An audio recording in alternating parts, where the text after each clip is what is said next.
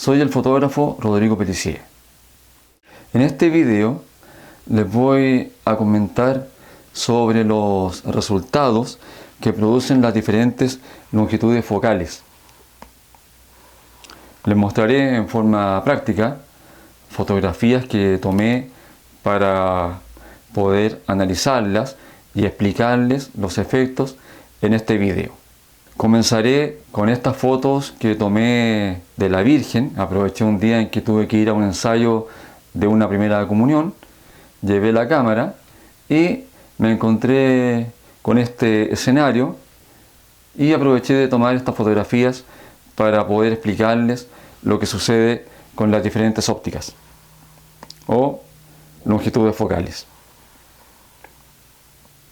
Voy a pasar al computador para irselas mostrando estas fotografías y analizando cada una de ellas en base a los milímetros. Partiré desde el 20 milímetros y pasaré por un gran rango de ópticas o de longitudes focales hasta el 400 milímetros usando una cámara full frame. Todas las fotografías que les voy a mostrar de la Virgen las tomé desde una misma posición. Comenzamos con los 20 milímetros. Pueden notar que la escena se ve muy espaciosa. Los árboles de atrás se ven a mucha distancia de la Virgen. Y ahora pasamos al 24 milímetros. Aún el ambiente se ve espacioso. Con el 28 milímetros todavía se aprecia distancia entre los objetos, pero menos que con los gran angulares que ya les mostré. Con el 35 milímetros, la escena aún mantiene una relación agradable entre la separación de los objetos. Con el 50 milímetros, podemos ver una representación muy similar a cómo captan las escenas nuestros ojos. ¿Se fijan?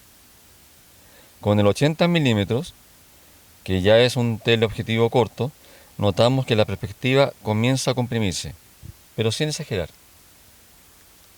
Con el 100 milímetros, el fondo se ve más cerca de la Virgen y el desenfoque comienza a hacerse más notorio.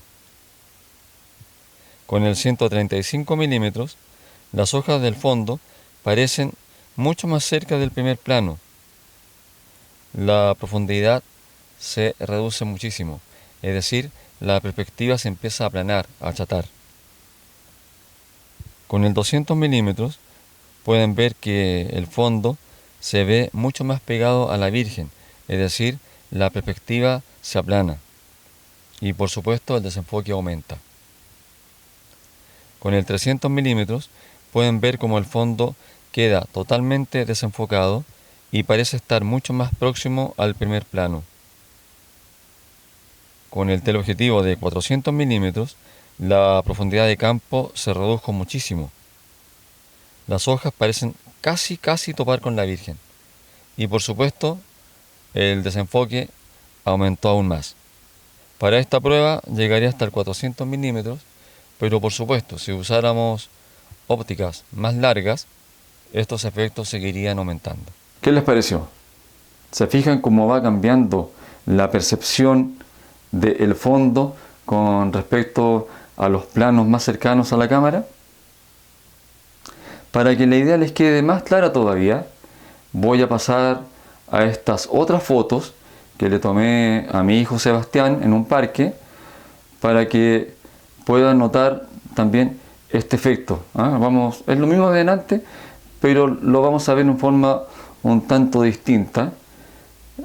Se los voy a explicar aquí durante la muestra de las fotografías. En este caso me fui acercando con la cámara hacia Sebastián a medida que usaba ópticas más cortas, porque la idea fue mantenerlo siempre en el mismo plano para que puedan notar cómo cambia la relación del primer plano con el fondo. Comenzamos viendo esta fotografía tomada con 400 milímetros para que ahora, yendo a esta que tomé con 300 milímetros de Sebastián, vean cómo levemente el fondo ya empieza a notarse más alejado. Este efecto se irá viendo cada vez más notorio a medida que nos vayamos acercando a los gran angulares. Con esta fotografía, tomada con 200 milímetros, ven que el fondo se sigue alejando Ahora pasamos a un 135 milímetros. De aquí llegamos a un 100 milímetros.